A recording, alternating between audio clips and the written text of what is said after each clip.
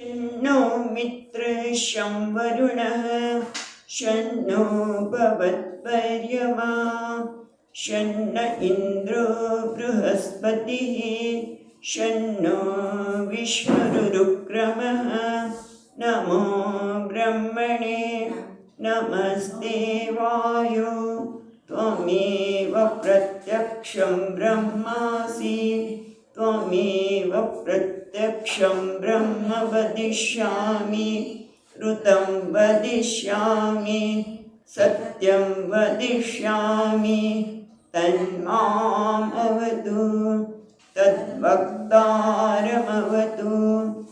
अवतु माम् अवतु वक्तारम् ॐ शान्ति शान्ति शान्तिः ॐ सहनाववतु सहनौ भुनक्तु सह वीर्यं करवावहै तेजस्विनावधीतमस्तु मा विद्विषावहै ॐ शान्ति शान्ति शान्तिः ॐ पूर्णमदः पूर्णमिदं पूर्णात् पूर्णमुदच्यते पूर्णस्य पूर्णमादाय पूर्णमेवावशिष्यते ॐ शान्ति शान्ति शान्तिः श्रुतिस्मृतिपुराणानाम् आलयं करुणालयं नमामि भगवत्पादं शङ्करं लोकशङ्करं शङ्करं शङ्कराचार्यं केशवं बादरायणं सूत्रभाष्यकृतौ वन्दे भगवन्तौ पुनः पुनः ईश्वरो गुरुरात्मेति मूर्तिभेदविभागिने व्योमवद्व्याप्तदेहाय दक्षिणामूर्तये नमः।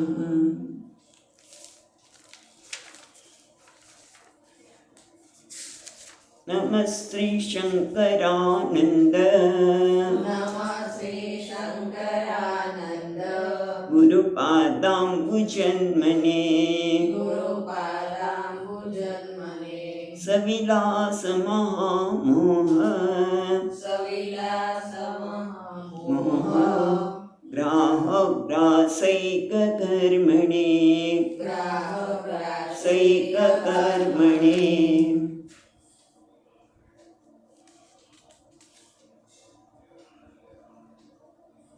चौदमो श्लोक तस्य हेतु समाहाराभिः तस्य हेतु समानाभिः हारपुत्रध्वनिश्रुतौ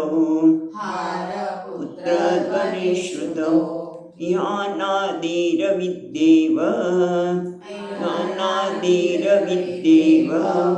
व्यामोहैकनिबन्धनम् चिदानन्दमय ब्रह्म प्रतिबिम्ब समन्विता तमोरजसत्त्वगुणा प्रकृतिर्विदिदाश्च सा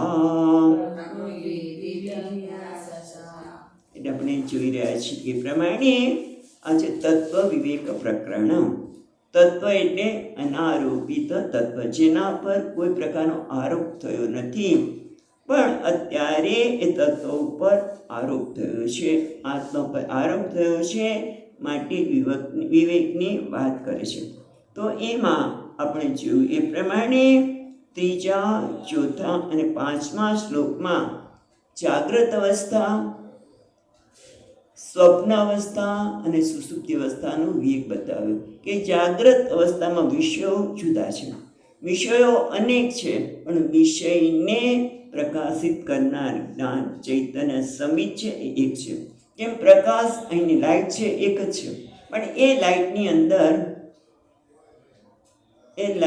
અંદર આપણે જોઈએ છીએ વ્યક્તિઓ બેસેલી છે, વસ્તુઓ છે, એટલે વ્યક્તિ વસ્તુ બધી જુદી જુદી છે પણ લાઇટ એક જ છે. એ રીતે જાગૃત અવસ્થામાં પણ સંબિત એક છે. એ જ રીતે સ્વપ્ન અવસ્થાના પદાર્થો જુદા છે. જાગૃતના પદાર્થો સ્થિર છે, સ્વપ્નમાં અસ્થિર છે. બરાબર? અને એ પદાર્થો કેવા છે? મારા સંસ્કારને આધારે ઉત્પન્ન થયેલા સ્વપ્નમાં પદાર્થો, વિષયો, વ્યક્તિ બધા છે, પણ એ બધાના પ્રકાશિત કરનાર સંબિત તો એક જ છે. અને એ જ રીતે સ્વપ્નમાં પણ અજ્ઞાન છે કે મને કંઈ ખબર જ ન પડી, આટલું મોટું થઈ ગયું, હું તો એકદમ ઘસઘસાટ ઊંઘી ગઈ. એ મને અજ્ઞાન જે છે એ અજ્ઞાન ક્યારે છે? મને ખબર પડી કે હું ઘસઘસાટ ઊંઘી ગઈ, એટલે અનુભવ કરનાર કોક છે. તમે જાગીને એની સ્મૃતિ છે ને, જાગ્યા પછી કહો છો મને આવી રીતે ખબર પડી નહીં, એટલે સ્મૃતિ છે એટલે અનુભવ કરનાર કોક છે. એટલે એ અનુભવ કરનાર ક્યારે? કોઈક ચેતન એને પ્રકાશિત અનુભવને પ્રકાશિત કરનાર હોવું જોઈએ, અને છે સંબિત. એટલે આમ ત્રણેય અવસ્થામાં એક જ સંબિત છે. અને એ સંબિત જે ચૈતન્ય છે એ આજે છે એવું નથી, બીજા દિવસે પણ એ ત્રણ અવસ્થામાંથી પસાર થવાના છે. એટલે દરેક સમયે એ જ અવસ્થાઓ છે. એટલે સંબિત માટે આપણે વાત શું કરી કે માસ, વર્ષ, કલ્પ, યુગો પણ એક જ સંબિત છે, એટલે કે હંમેશા રહેવાવાળી છે. એટલે સત કોને કહેવાય? શાસ્ત્ર પ્રમાણે ત્રિકાલ અબાધિત સત. એટલે સત એટલે જે ત્રણેય કાળમાં રે, આ સંબિત હંમેશા રહેવાવાળી છે, માટે સત પણ છે. એટલે સત પણ છે અને સંબિત છે, માટે ચિત્ત છે. જે સત છે એ ચિત્ત છે, જે ચિત્ત છે એ જ સત્ય છે. પણ હવે આગળ વિવેક આપને આપ્યો, જે સચિત છે એ જ આત્મા છે. સચિત બીજું કોઈ નથી, એ આત્મા છે. કારણ કે આત્મા પણ કેવો છે? હું, જેને હું બધા કે એ હું તો એક જ છે. અને એ ત્રણેય કાળમાં છે, એટલે સત્ય છે. એટલે આત્મા પણ સત અને ચિત્ત છે. પણ હવે આપણે વિવેક કર્યા છે, એ આત્મા કેવો છે? પરાનંદ, પરમસ પ્રેમાસ્પદ, પરાનંદ, પરમ આનંદ સ્વરૂપ છે. પરમ આનંદ સ્વરૂપ કેમ કહું છું? કારણ કે એ પરમ પ્રેમાસ્પદ છે. કારણ કે આપણે પ્રેમ કોને કર્યો? જેનાથી મને આનંદ મળે, સુખ મળે, એને જ પ્રેમ કરીને. એ જ છોકરો મને દુઃખ આપવા માંડે તો પ્રેમ જતો રહ્યો, ઉડી ગયો, જતો રહે ને પ્રેમ. એટલે કે પ્રેમ આપણે એને કરીએ કે જે મને આનંદ આપે. અને ખરેખર બહુ સુંદર ચર્ચા કરી કે આપણે જ્યાં સુધી વિવેક નથી ત્યાં સુધી અન્ય માટે પ્રેમ છે, અન્યમાં આપણે પ્રેમને શોધી છે. ખ્યાલ આવે છે? અન્ય મારા સિવાયના પદાર્થમાં જ હું પ્રેમ શોધું છું અને પ્રેમ કરું છું, હું એવું માનું છું. પણ ખરેખર આપણે કોઈને પ્રેમ કરતા નથી. હું મારી જાતને સૌથી વધુ પ્રેમ કરું છું. એની પણ લાંબી ચર્ચા થઈ. પણ હવે આપણે આવીએ છીએ કે એ આનંદનો મહત્વની ચર્ચા એ હતી કે આત્મા એ પરાનંદ છે, પરમ સ્વેતમાં સત છે એવું તમે કેમ કહો છો? કારણ કે ક્યારેય મને એવું થતું નથી કે હું ન હોઉં, હું હંમેશા હોઉં. મારું અસ્તિત્વ હંમેશા રહેવું ઈચ્છે છે કે નહીં? દરેક વ્યક્તિ પછી ભલે જતું રહેવું પડે છે, એ વસ્તુ જુદી છે, શરીર છૂટવે છે, પણ હંમેશા હું રહું, મારું અસ્તિત્વ રહે એવું દરેક ઈચ્છતા હોય છે. એટલે કે શું છે કે હંમેશા રહું. એટલે પ્રેમ આત્મની ઈચ્છા. ખરેખર બધા પ્રેમનો અનુભવ તો બધા કરે છે. પણ હવે મહત્વની ચર્ચા બહુ સુંદર એ થઈ કે પછી વચ્ચે યુક્તિથી આને સિદ્ધ થતું પણ શાસ્ત્રની જરૂર હોય છે. પણ 11મા શ્લોકમાં જે વાત કરી કે અભાનેન પરમ પ્રેમ, જો આત્મા જ્યાં સુધી મને કોઈ વસ્તુનું જ્ઞાન હોય ત્યાં સુધી મને કોઈના માટે પ્રેમ જન્મે નહીં. બરોબર છે ને? જ્યાં સુધી મને જ્ઞાન જ નથી. સસલાના શીંગડાની વાત કરી હતી. સસલાના શીંગડા લઈ આવો ને તો તમને અસાધ્ય રોગ મટી જાય. પણ સસલાના શીંગડાનું જ્ઞાન ક્યાંથી કરવું? ખ્યાલ આવે છે? જ્યાંનું જ્ઞાન ન હોય એના માટે પ્રેમ થાય નહીં, અને જેના માટે પ્રેમ થાય તો એના માટેનું જ્ઞાન હોય. બરાબર છે? હવે મહત્વની વસ્તુ એ છે કે આત્મા જો પરમ આનંદ સ્વરૂપ હોય એવું જ્ઞાન થઈ જાય, હું પરમ આનંદ છું. પરાનંદ મેં આગળ વાત કરી કે આત્મા પરમ આનંદ સ્વરૂપ છે, તો પછી મને વિષયની સ્પૃહા કેમ થાય? જો હું આનંદ સ્વરૂપ હોઉં, આનંદ મારું સ્વરૂપ હોય, પછી વિષયમાં મને આનંદ મેળવવાની ઈચ્છા થાય? ન થાય ને. પણ વિષયમાં આનંદ મેળવવાની ઈચ્છા થાય છે, તો એનો અર્થ શું થયો? કે મને મારું જ્ઞાન છે. કેવી રીતે થાય? એક બાજુ અને જ્ઞાન છે એવું નથી, જ્ઞાન માને પરાનંદનું જ્ઞાન નથી એવું પણ ન કહી શકાય, કારણ કે મને હું આનંદ સ્વરૂપ છું, મને મારા માટે સૌથી વધારે પ્રેમ છે, એનો અનુભવ તો મને છે જ. આમ બંને કેવી રીતે સાધવાય? એક બાજુ તમે પૂછો કે આનંદ જ્ઞાન નથી, પરમાનંદનો આનંદ મને જ્ઞાન નથી, અને બીજી બાજુ પૂછો કે જ્ઞાન ન હોય તો પ્રેમ ન થાય. એટલા માટે દ્રષ્ટાંત આપ્યું કે જેમ કે એક મારું બાળક છે, એ વેધશાળામાં જાય છે. પિતાને એમ થાય મારા બાળકનું વેદ અધ્યયન કેવું ચાલે છે જાણવા માટે જાય છે, પણ એ બહાર ઊભા છે. બધા બાળકો વેદ અધ્યયન કરી રહ્યા છે, પણ એનો જ બાળક આ બોલે છે ખબર પડતી નથી. એટલે ટૂંકમાં સામાન્ય જ્ઞાન હોય વસ્તુનું, પણ વિશેષ જ્ઞાન ન હોઈ શકે. એ રીતે આત્માનું સામાન્ય જ્ઞાન છે, પણ વિશેષ જ્ઞાન કયું છે? હું આનંદ સ્વરૂપ છું, એ વિશેષ જ્ઞાનનો અભાવ છે. એ ચર્ચા આપણે જોઈ રહ્યા હતા. તો એ કેમ નથી વિશેષ જ્ઞાન? જે પેલા બાળક બધા સાથે અધ્યયન કરી રહ્યા છે, એટલે બધા બોલી રહ્યા છે, ખબર છે સામાન્ય જ્ઞાન છે, પણ મારો જ બાળક બોલી રહ્યો છે એ જ્ઞાન કેમ નથી? કારણ કે ઓલી દિવાલ છે, અંદર જઈ શકતો નથી. એને કહેવાય પ્રતિબંધ. એને શું કહેવાય? પ્રતિબંધ. પ્રતિબંધ કોને કહેવાય? પ્રતિબંધ એને કહેવાય કે જે છે અને ભાષે છે એ વ્યવહાર યોગ્ય વસ્તુ છે એ ઢાંકી દે છે, અને એને બદલે બીજું નથી એવું એ જાહેર કરે છે. આ વસ્તુ નથી. જેમ ગઈકાલે બહુ આપણે ફરીવાર યાદ રાખવાનું છે કે આ ઘડો છે અત્યારે દેખાય છે, પણ હમણાં કોઈ ઘડો ક્યાં ગયો? નથી દેખાતો. કેમ? એની આડે પ્રતિબંધ આવી ગયો. કયો? આ ટેબલ. એટલે પ્રતિબંધ એટલે વસ્તુને જે છે એને ઢાંકી દે, એને કહેવાય પ્રતિબંધ. રાઈટ? હવે આપણને બતાવે છે કે આ 15મો શ્લોક વાંચ્યો, બરાબર છે? ના, નથી વાંચ્યું. ઓકે, 15મો શ્લોક વાંચ્યો. ચાલો. ચિદાનંદમય બ્રહ્મ પ્રતિબિંબ સમન્વિતા તમો રજ સત્વગુણા પ્રકૃતિ દ્વિધા ચસા. ઓકે, આપણે વાંચ્યું હોય કે નહીં, ફરી એકવાર વાંચીશું, પણ એ પહેલાં જોઈ લઈએ કે પ્રતિબંધના લીધે પેલો બાળક પાઠ કરી રહ્યો છે, પણ મારો જ બાળક છે ખબર નથી પડતી, એને કહેવાય પ્રતિબંધ. એમ અહીંયા પણ હું આનંદ પરાનંદ સ્વરૂપ છું, પણ એનું કેમ? એના માટે કયું પ્રતિબંધ છે? તો કે ઇહ અનાદિ અવિદ્યા એવ વ્યામોહિક નિબંધનમ. અનાદિકાળથી અજ્ઞાન, અવિદ્યા એટલે અજ્ઞાન, મારા પોતાનું અજ્ઞાનના કારણે હું પરાનંદ હોવા છતાં પણ માની જાત કે મને દુઃખી, અસહાય, દીન, કોઈ વ્યક્તિના જવાથી હું અસહાય બની ગયો. એટલે હું તો આનંદ સ્વરૂપ છું, તો મને કોઈની વસ્તુ હોય કે ન હોય તો મને મારા આનંદમાં કોઈ ફેર પડી શકે નહીં, પણ ફેર પડતો લાગે છે, કારણ કે અજ્ઞાનના કારણે. અને ક્યારથી અજ્ઞાન સ્વરૂપ થયું? એનું કોઈ કારણ નથી. ક્યારથી? અનાદિ. એનો આદિ ક્યારે છે કહી શકાય નહીં. અને એ શું કરે છે? વ્યામોહિક એક નિબંધનમ. અને એ જ વ્યામોહ એટલે વિપરીત જ્ઞાન છે, દોડું, પણ એના પર પ્રતિબંધ આવ્યું. કયો પ્રતિબંધ આવ્યું? મન અંધકારનું. જો પ્રકાશ હોત એકદમ તો મને દોડું દેખાતું, અંધકાર હોત તો શું થાત?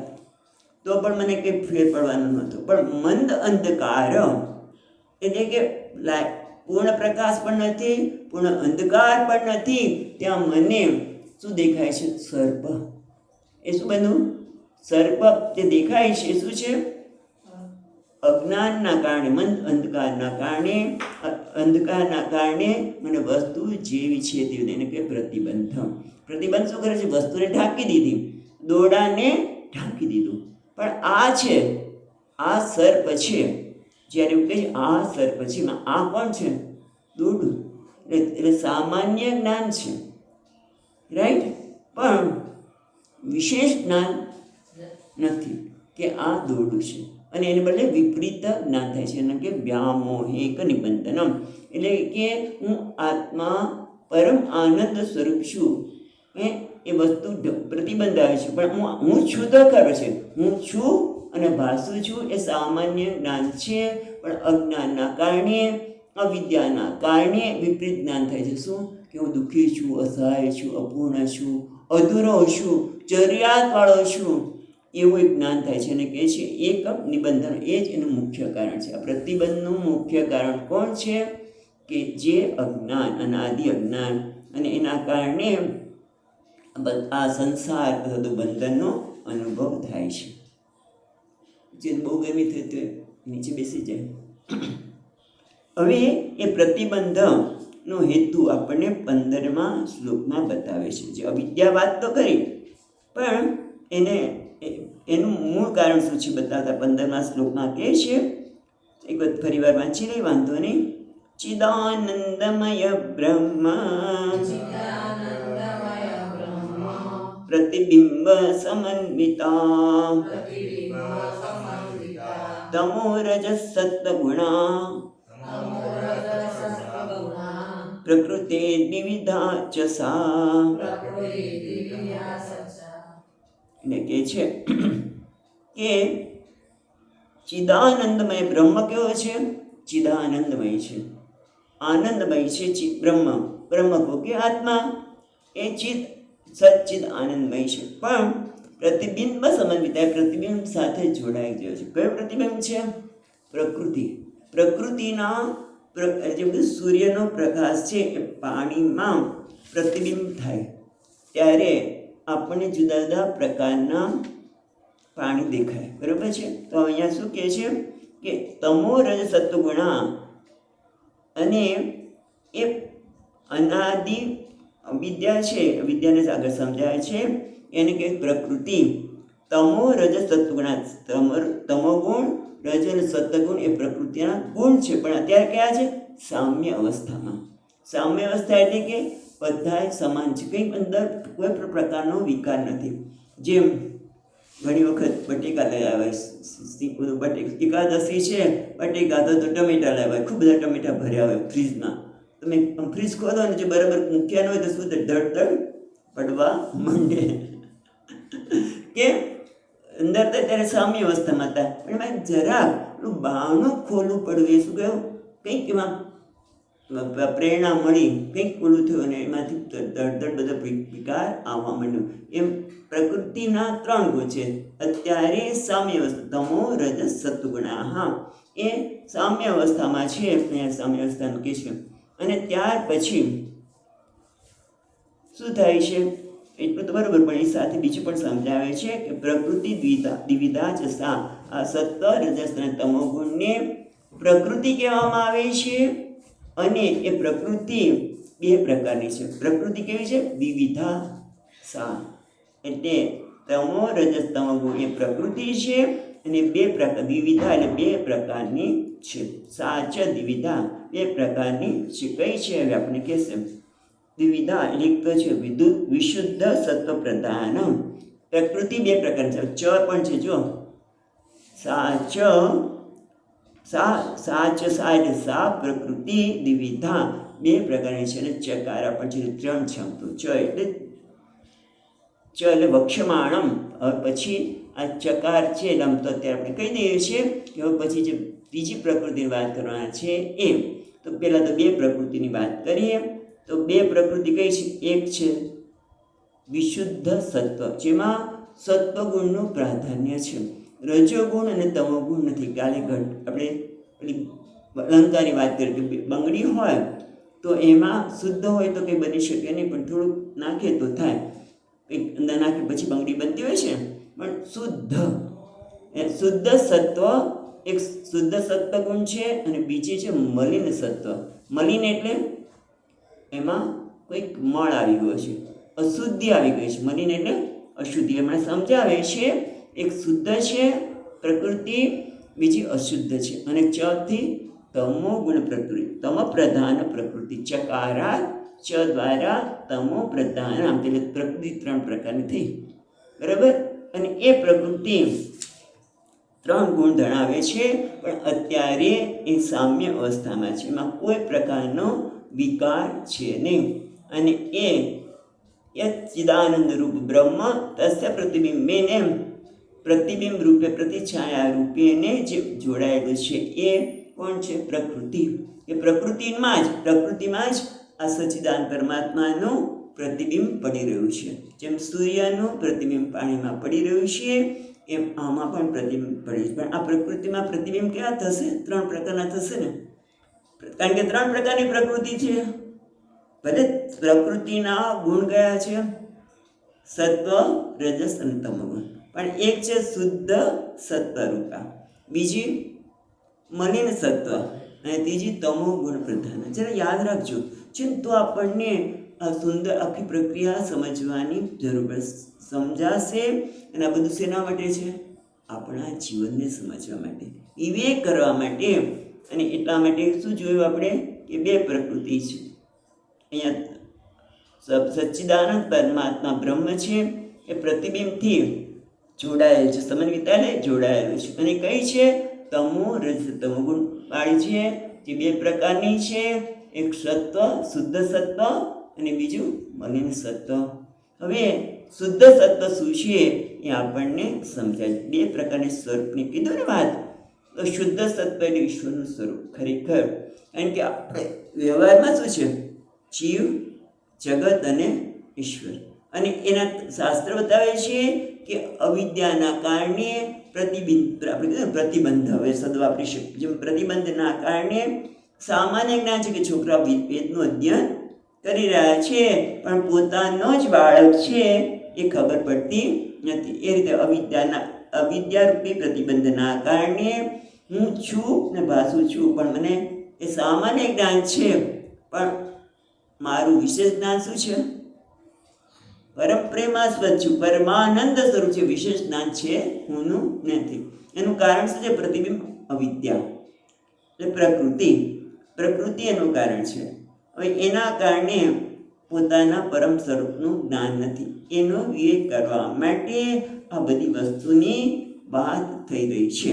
તો હવે આપણે 16મા શ્લોકમાં જોઈએ કે તેમણે કીધું ને કે 2 પ્રકારની પ્રકૃતિ છે, એક શુદ્ધ સત્વ અને બીજી મલિન સત્વ.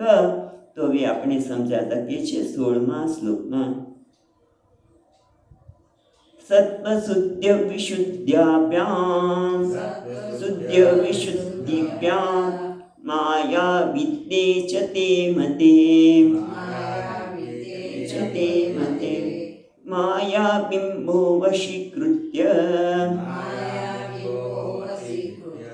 તામ સ્યાત્ સર્વજ્ઞ ઈશ્વરઃ.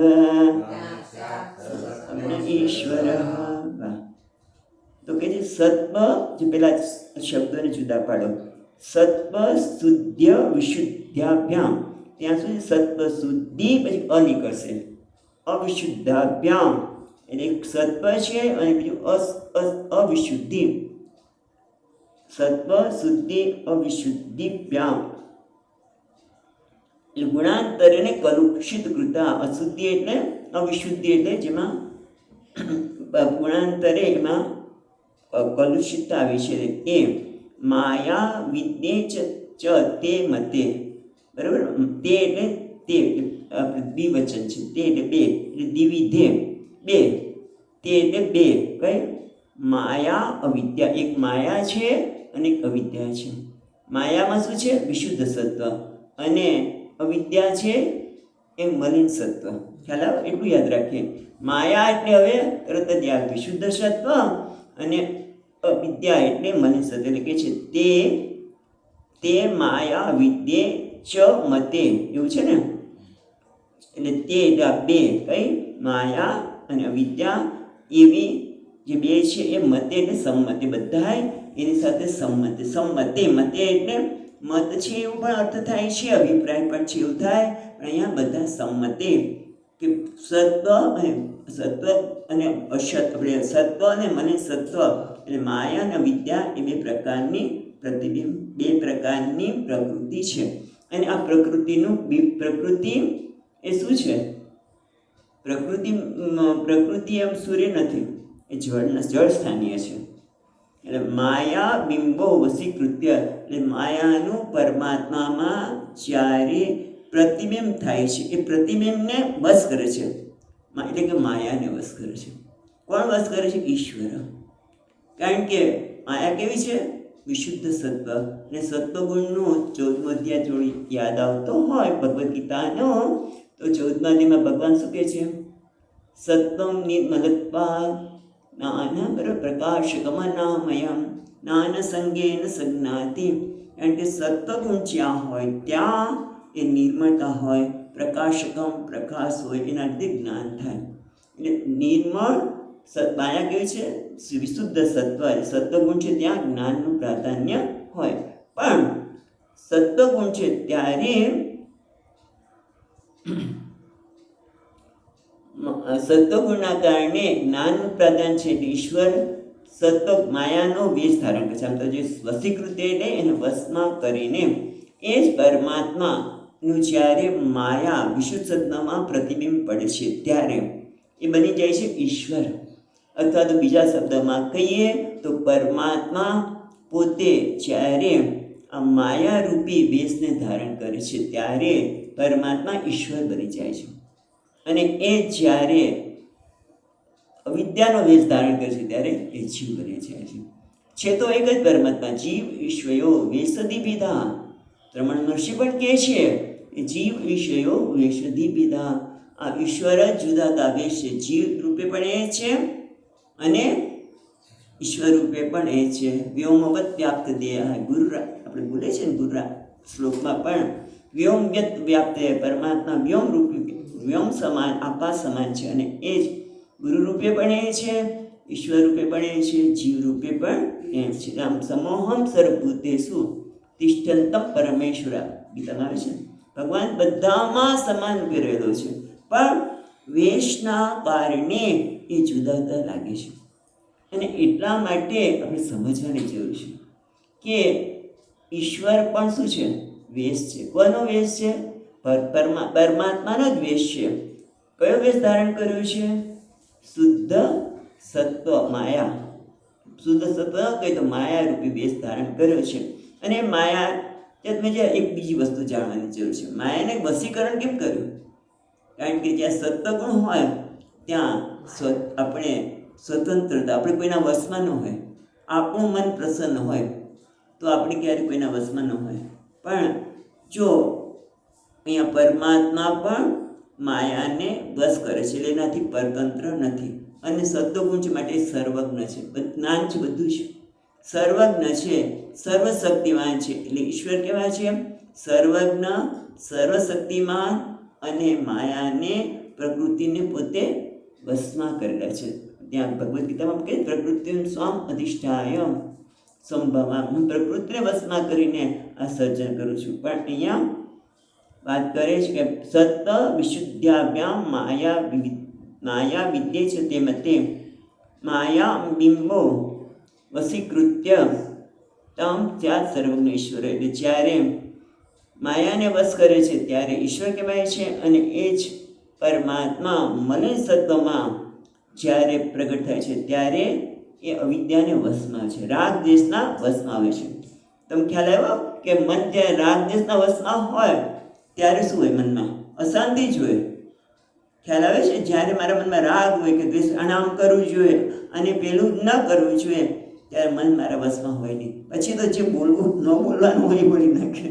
રાગ અને દ્વેષ આવે એટલે કામ ક્રોધ બધું આવે અને આપણો આખું વ્યવહાર બદલાઈ જાય. કારણ કે આપણે રાગ દ્વેષના વશમાં છીએ, રાગ દ્વેષના વિદ્યા. અને એટલા માટે હવે આગળ સમજાવે છે.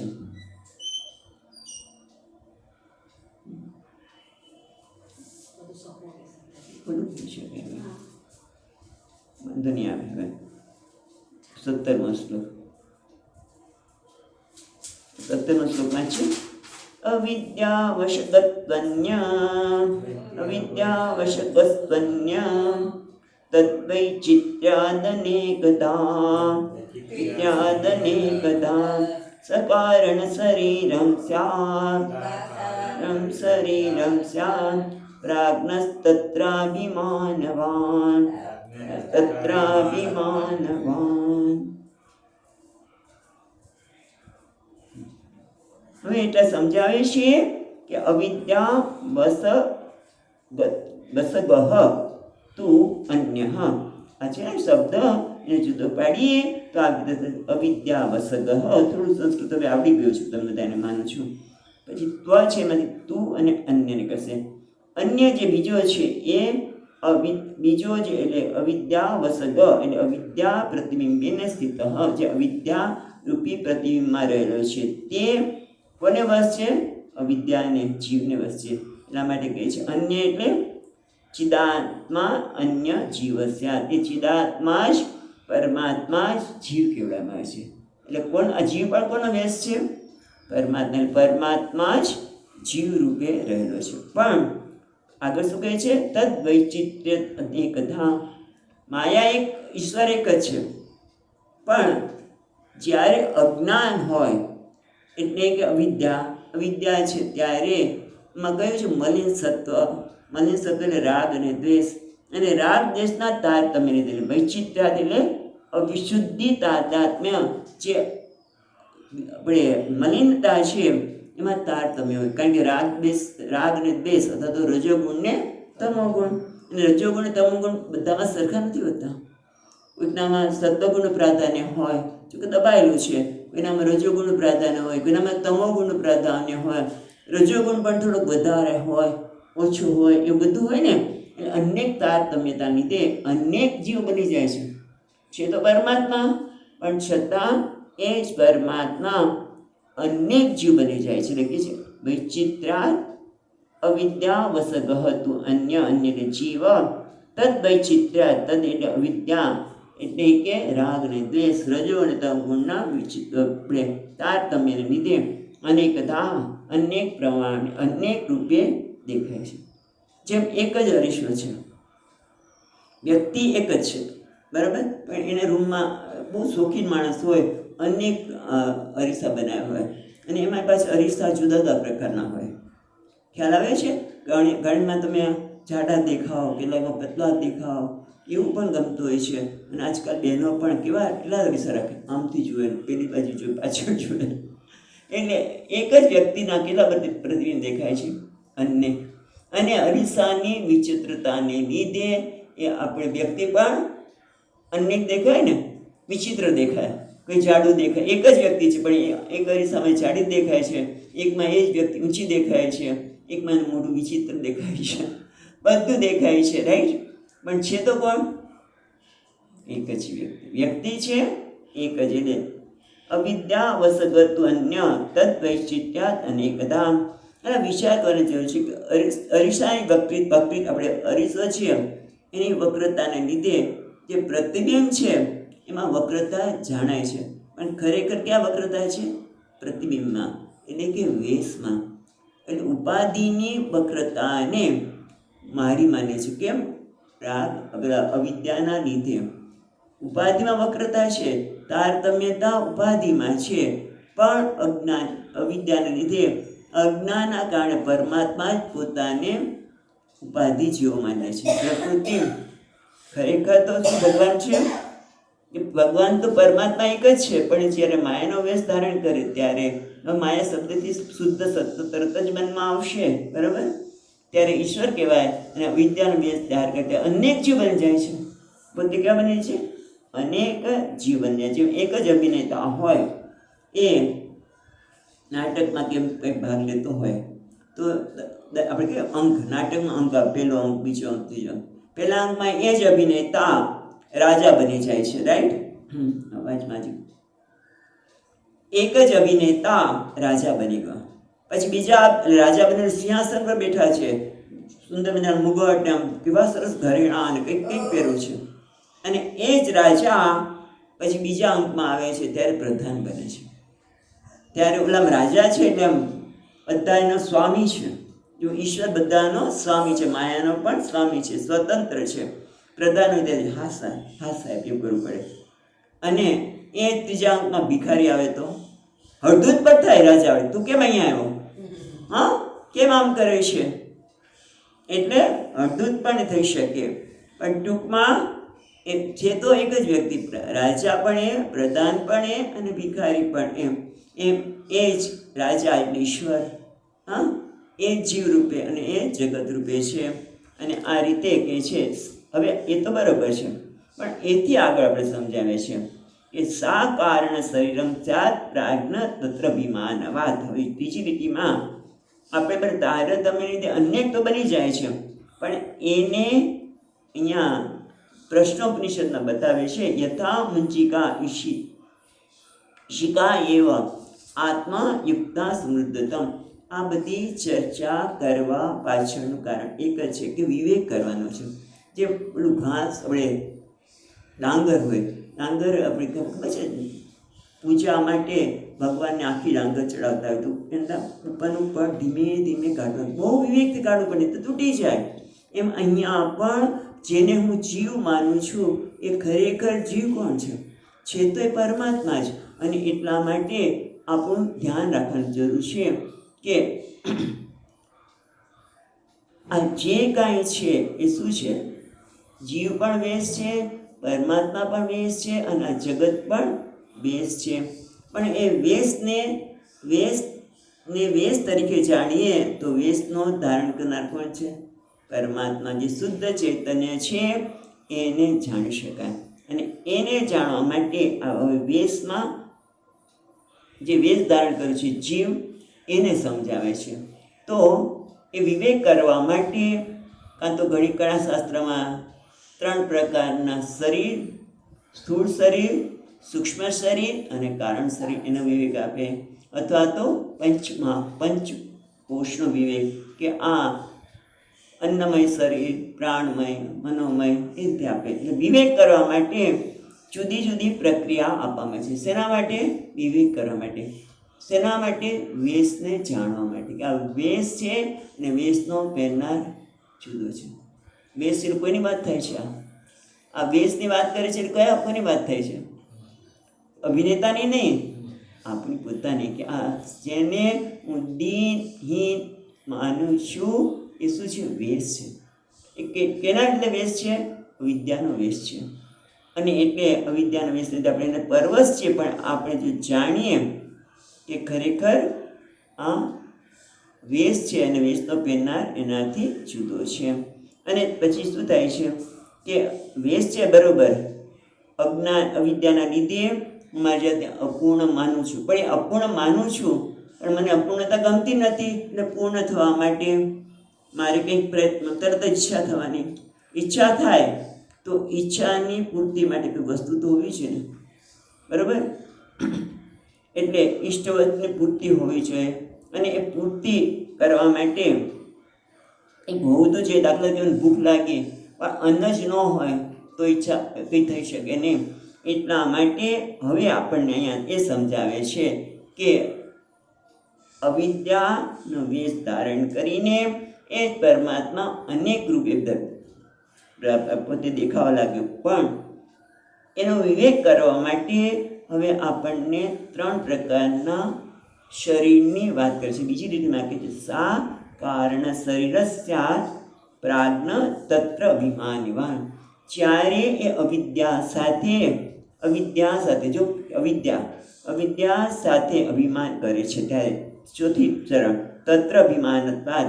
તત્ર એટલે અવિદ્યા સાથે અભિમાનના કારણે એ પરમાત્મા કારણ શરીર તરીકે ઓળખાય છે. અને ત્યારે તેને શું કહેવાય છે? પ્રાજ્ઞ.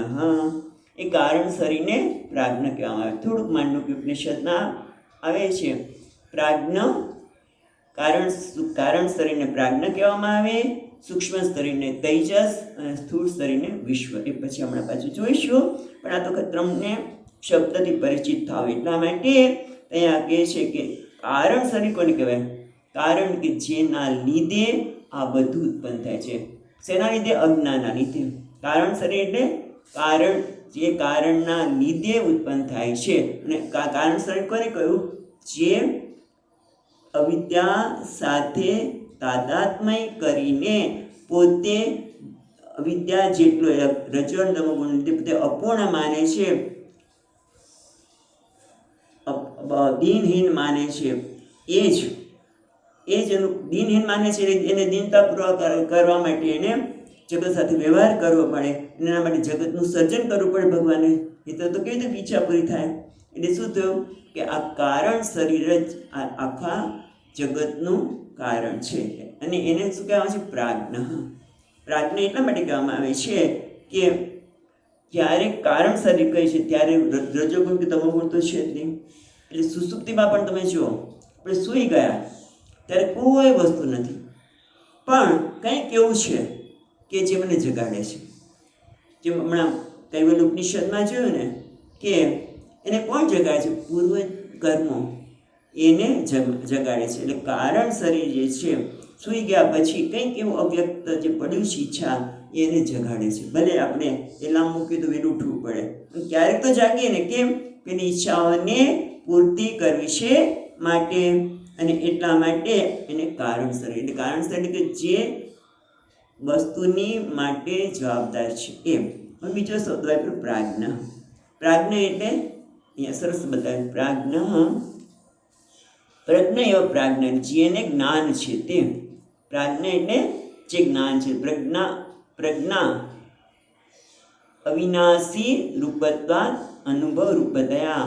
જ્યારે આપણે સૂઈ જઈએ છીએ ને ત્યારે ખરેખર આપણને ત્યાં માંડુક્ય ઉપનિષદમાં કહે છે કે જ્યારે વ્યક્તિ સૂઈ જાય છે ત્યારે એ પરમાત્મા સાથે એક થઈ જાય. એને બધું જ જ્ઞાન હોય છે. પ્રાજ્ઞા એટલે જેને બધું જ્ઞાન છે.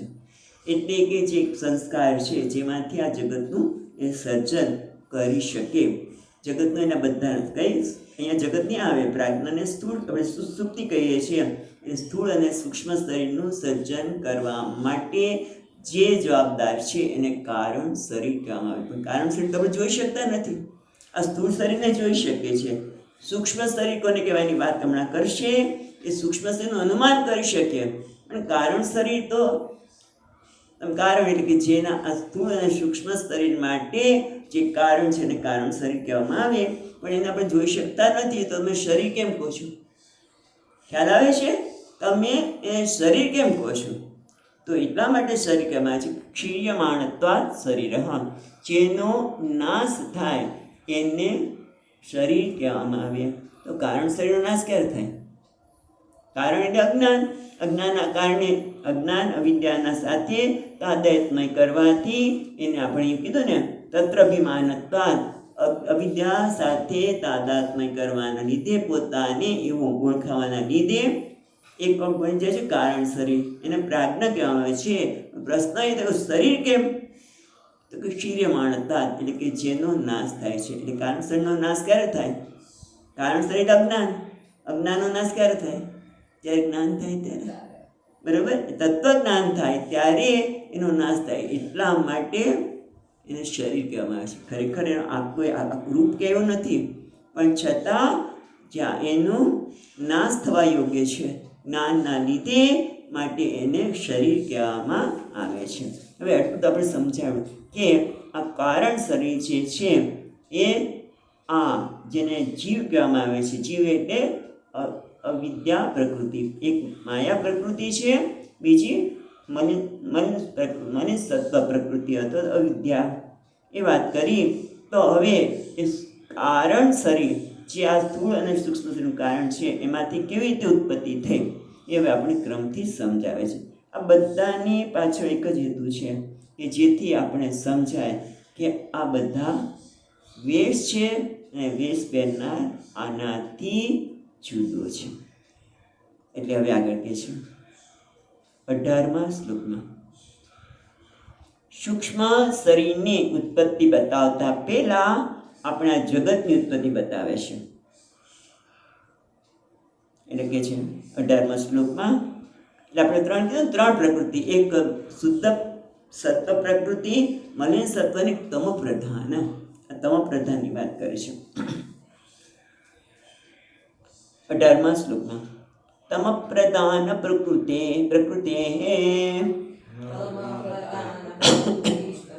તદ્ભોગેશ્વરાજ્ઞયા વિયત પવન તેજંબુ વિયત પવન તેજંબુ ભૂવો ભૂતાની જગ્નિરે ભૂતાની જગ્નિરે. એટલે કે તમ પ્રધાન પ્રકૃતિ હે. બીજી એક પ્રકૃતિ કઈ છે? તમ એટલે જળ. કેમ? આમ જગતના પદાર્થો સામે તમે જુઓ તો જળ છે, એમાં તમોગુણ પ્રાધાન્ય છે, રજો અને સત્વગુણ પ્રાધાન્ય ઓછું છે. એટલે એને તમ પ્રકાન પ્રકૃતિ હે. તદ્ભોગાય ઈશ્વર આજ્ઞા. એ જે તદ્ભોગાય તેના ભોગ માટે, બરોબર, તેષામ પ્રાજ્ઞા, જે પ્રાજ્ઞા કહ્યું ને, જે કારણ શરીર છે, જેના કારણે ઈચ્છા જાગૃત થાય છે. અપૂર્ણ છું, અપૂર્ણ છે અને પૂર્ણ કરવા માટે ઈચ્છા જાગૃત થાય છે. ઈચ્છાની પૂર્તિ માટે એટલે ભોગાય. તદ્ભોગાય એટલે પ્રાજ્ઞાને ભોગ માટે, એટલે કે સુખ દુઃખ સાક્ષાત્કાર સિદ્ધ એમ. કારણ કે જગતના પદાર્થોની ઉત્પત્તિ કરી એ શેના માટે? ઈચ્છાની પૂર્તિ માટે. અને ઈચ્છાને પૂર્તિ કરવા માટે કર્મ કરીએ એને સુખ પણ મળે અને દુઃખ પણ મળે. પણ આપણે દુઃખ માટે ક્યારેય કર્મ નથી કરતા, કરીએ છીએ, પણ છતાં એવા કોઈ કર્મ કરી નાખીએ કે જેના લીધે દુઃખ થાય. એટલે કે કાં તો આપણે પુણ્ય કર્મ કરીએ તો સુખ મળે, ધર્મ પ્રમાણે કર્મ કરીએ તો સુખ મળે, કંઈક અધર્મ આવી જાય, ક્યાંક રજોગુણ અને તમોગુણ પ્રાધાન્ય વધી જાય અને આપણાથી ખોટું કર્મ થાય તો દુઃખ આવે. એટલે સુખ દુઃખ ભોગાય સાક્ષાત્કાર સિદ્ધએ તમ પ્રધાન. સુખ દુઃખના ભોગનો સાક્ષાત્કાર અનુભવ કરવા માટે. એટલે ભોગાય એટલે શું? તદ્ભોગાય એટલે સુખ અને દુઃખનો અનુભવ કરવા માટે આ તમો પ્રધાન પ્રકૃતિમાંથી શું થાય છે? એ તમો પ્રધાન પ્રકૃતિમાંથી આ વિયત પવન તેજ અંબુ ભૂતાની જગ્નિરે. પણ એ કોના લીધે થાય છે? ઈશ્વર આજ્ઞા. મહત્વનું શું છે? તમ પ્રકૃત પ્રકૃતિએ તદ્ભોગાય પ્રાજ્ઞાના ભોગ માટે ઈશ્વર આજ્ઞા, ઈશ્વરની ઈચ્છાથી, ઈશ્વરના અનુગ્રહથી. એટલે અહીંયા કે ઈશા પૂર્વકમ સર્જન ઈચ્છા, એટલે ભગવાનની ઈચ્છા કરી. ઈશ્વર આજ્ઞા એટલે ભગવાનની ઈચ્છા કરી. શું? ઉપનિષદ તત્વૈત ઉપનિષદ કે છે, ક્યાં છે? સો કામયત બહુશ્યામ પ્રજા એતે. હું બહુ બની જાઉં. ભગવાને ઈચ્છા કરી એટલે કે એમને ઈચ્છા કરવી એટલે કે ચેતન તત્વ, એટલે કે નિમિત્ત કારણ. અહીંયા સરસ કે છે ઈશ્વર ઈચ્છા, એટલે ઈશ્વર ઈચ્છા કરી કે હું એકમાંથી બહુ બની જાઉં. એટલે બહુ બનવા માટે એમને ઈચ્છા, આપણે ઈક્ષણ કર્યું, એટલે કે ચેતન તત્વ. ઈક્ષણ કોણ કરી શકે? વિચાર કોણ કરી શકે? જડ કે ચેતન? ચેતન. અને પ્રકૃતિ જડ છે કે ચેતન? જડ. પ્રકૃતિ જડ છે.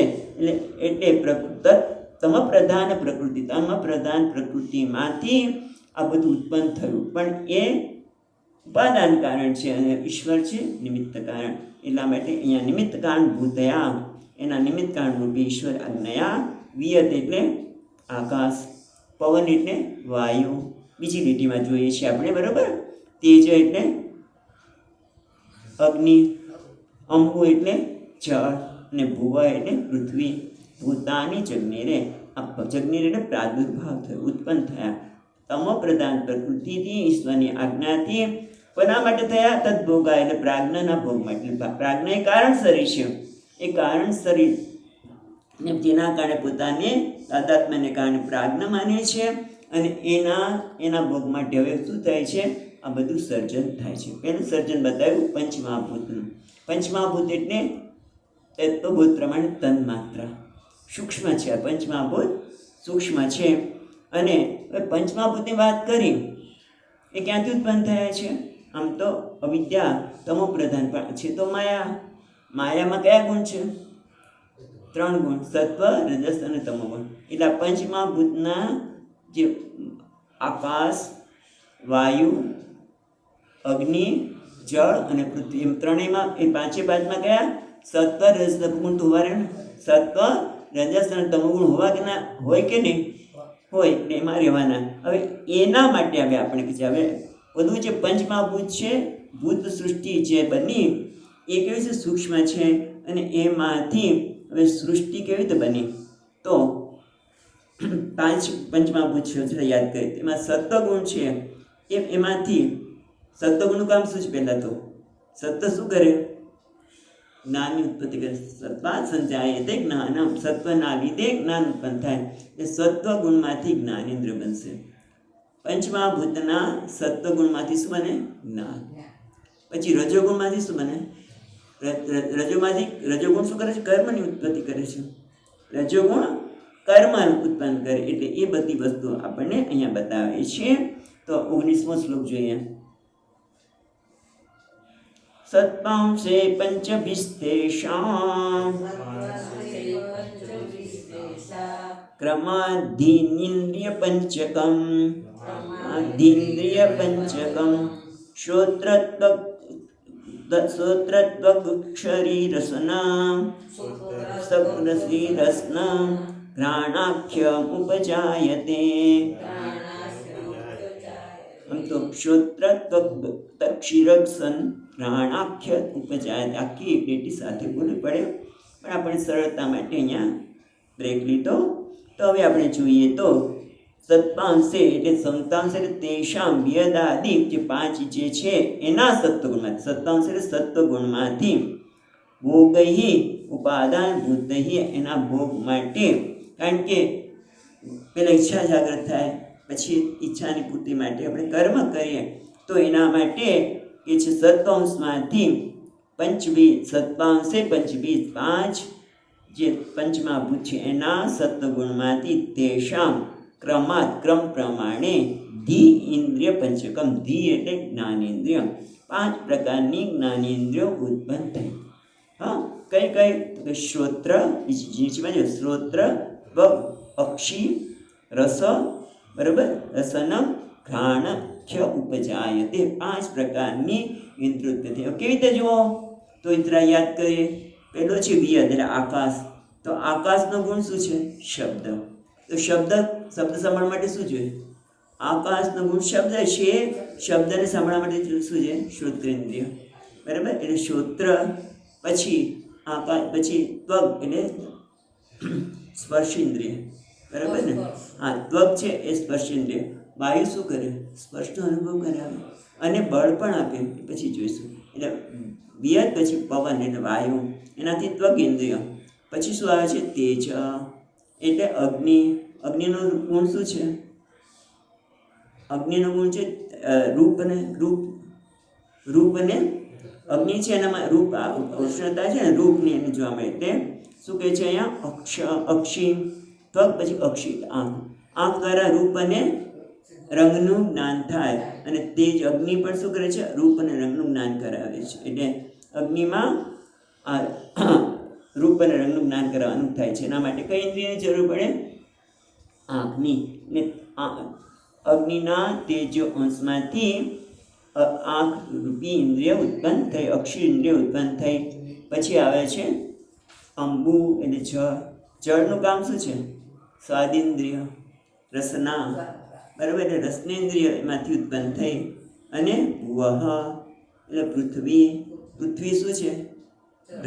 ગંધવતી પૃથ્વી. પૃથ્વીના ગુણ શું છે? ગંધવતી પૃથ્વી એટલે જ્ઞાનેન્દ્રિય. એટલે ટૂંકમાં શું થયું કે 5 પંચમહાભૂત. પહેલાં શું થયું કે તમ પ્રધાન પ્રકૃતિમાંથી પંચમહાભૂત ઉત્પન્ન થયા, જે સૂક્ષ્મ અવસ્થામાં છે. એના સત્વગુણમાંથી, બધા સત્વગુણમાંથી 5 ધી ઇન્દ્રિય પંચકમ એટલે 5 પ્રકારની જ્ઞાનેન્દ્રિયો ઉત્પન્ન થઈ. અને એના કેવી રીતે બતાવે? એનો ક્રમ બતાવ્યો કે શ્રોત્ર, ત્વગ, અક્ષિન્દ્રિય, ઘ્રાણ, ઉપજાયતે. પણ આ બધું શું છે? જ્ઞાનેન્દ્રિય પણ એક વેશ છે. એ બધા ધ્યાન રાખવાની જરૂર છે. હવે જ્ઞાનેન્દ્રિય સત્વાંશના હજી બાકી રહ્યો. સત્વ દરેક ઇન્દ્રિયના, દરેક પંચમહાભૂતના સત્વાંશમાંથી 5 જ્ઞાનેન્દ્રિય ઉત્પન્ન થાય. પણ બધા સત્વાંશ ભેગા થાય તો એનાથી શું ઉત્પન્ન થાય છે? એની વાત આપણને કહેશે. કારણ બધાનું સાધારણ પ્રત્યેક બધા સત્વાંશનું ભેગું થવાથી અંતઃકરણની ઉત્પત્તિ થાય છે. એની વાત આપણને 20મા શ્લોકમાં કહેશે. કાલ આપણે જોઈશું. બરાબર. ઓમ પૂર્ણમદ પૂર્ણમિદં પૂર્ણાત પૂર્ણમુદચ્યતે પૂર્ણસ્ય પૂર્ણમાદાય પૂર્ણમેવાવશિષ્યતે. ॐ शान्ति शान्ति शान्तिः।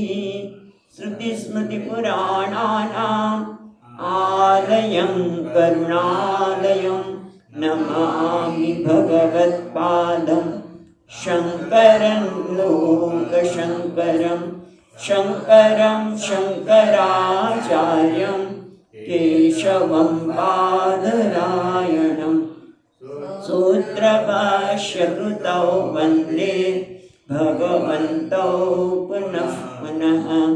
ईश्वरो गुरुरात्मेति मूर्तिभेदविभागिने व्योमवद्व्याप्तदेहाय दक्षिणामूर्तये नमः। ॐ शान्ति शान्ति शान्तिः। हरिः ॐ श्रीगुरुभ्यो नमः। हरिः